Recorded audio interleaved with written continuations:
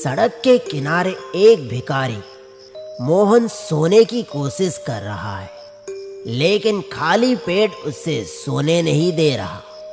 उसकी जिंदगी में सिर्फ भोलू ही है जो हर कदम पर उसका साथ देता है।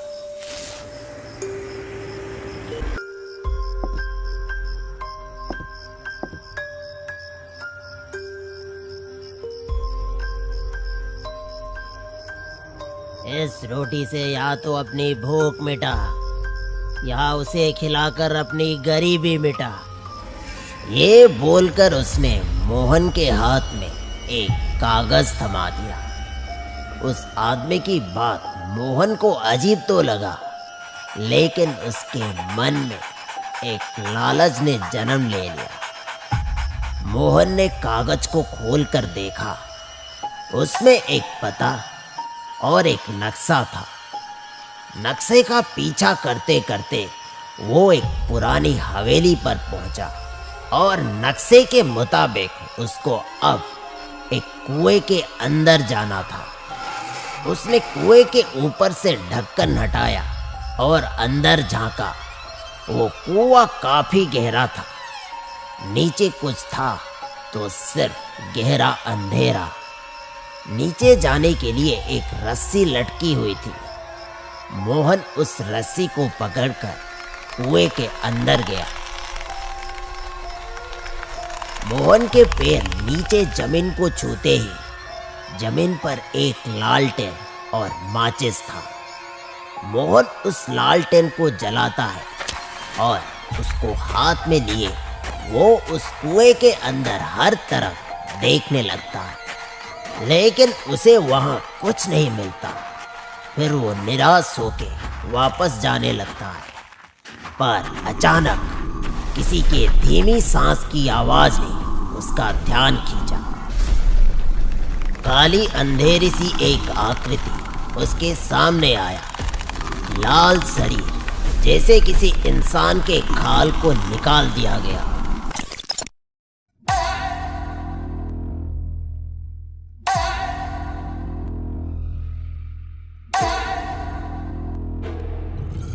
सामने आते ही उसकी नजर मोहन के हाथों में पकड़ी रोटी पे टिक गई। मोहन ने घबरा के उस रोटी को कुछ दूर फेंक दिया। वो उस रोटी की ओर दौड़ने लगा।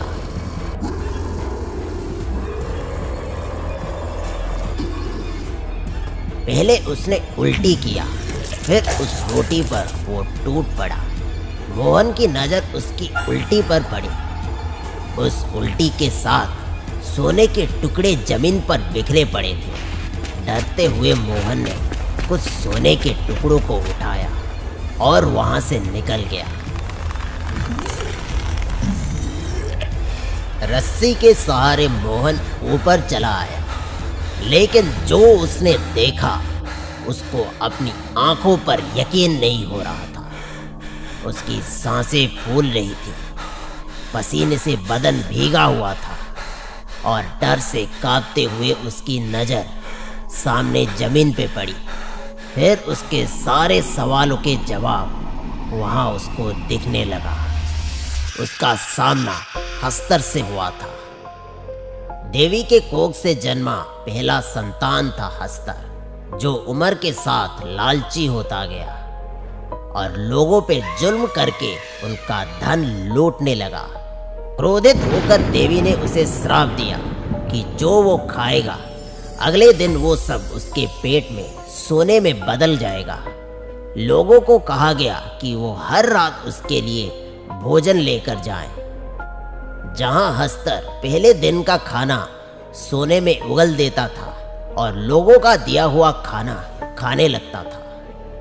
ऐसे ही कुछ दिन चलने पर जब वो लोग भी लालची हो गए तो देवी ने हस्तर को एक बड़े कुएं के अंदर हमेशा के लिए बंद कर दिया। समय के साथ ये बात एक रहस्य बन चुकी थी, लेकिन सालों बाद ये राज फिर से किसी के सामने आया।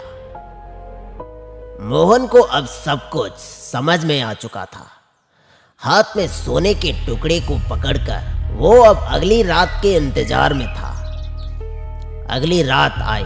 इस बार मोहन ने अपने साथ ज्यादा रोटी ले लिया था ताकि सोना उठाने के लिए उसे ज्यादा वक्त मिले।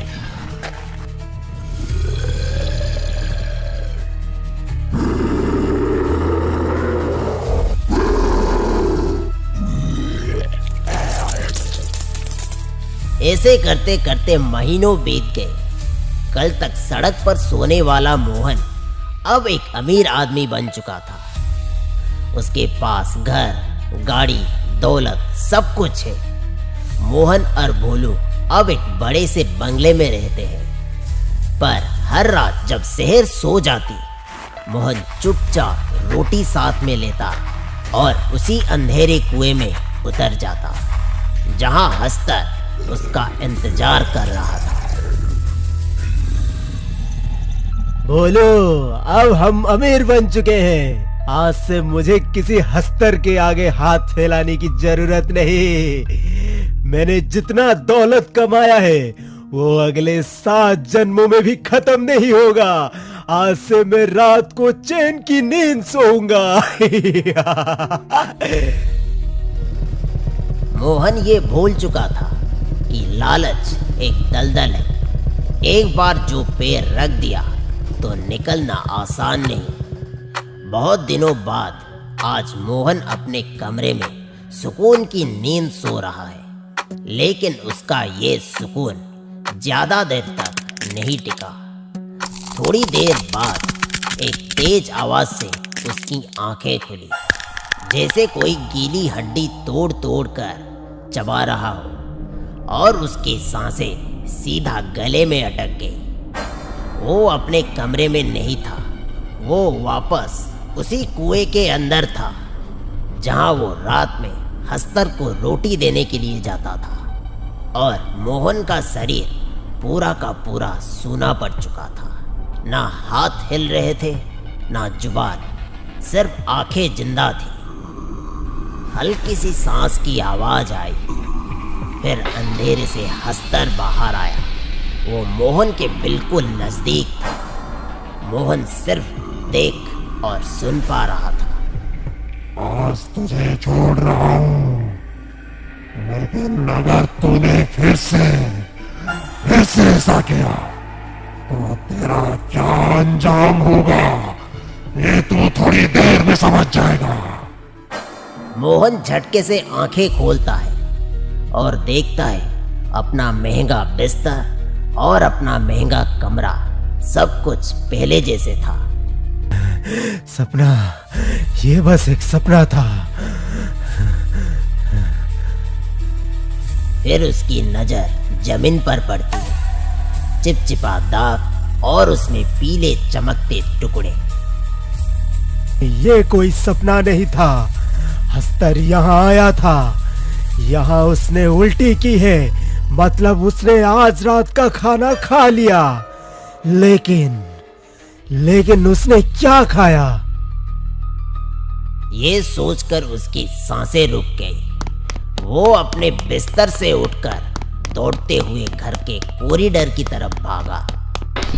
जमीन पर भोलू के गले का पट्टा पड़ा था। आसपास खून के छींटे लगे थे। ये देखकर मोहन घुटनों पर गिर गया और पट्टे को दोनों हाथों से उठाकर रोने लगा। बोलू, मुझे माफ कर देना दोस्त। मेरी गलती ने तेरी जान ले ली।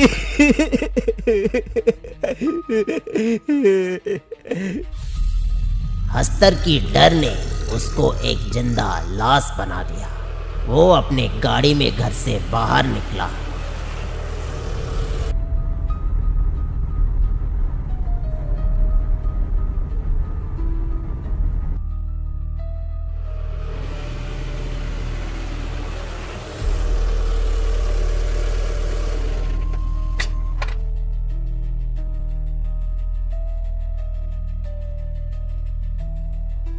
इस रोड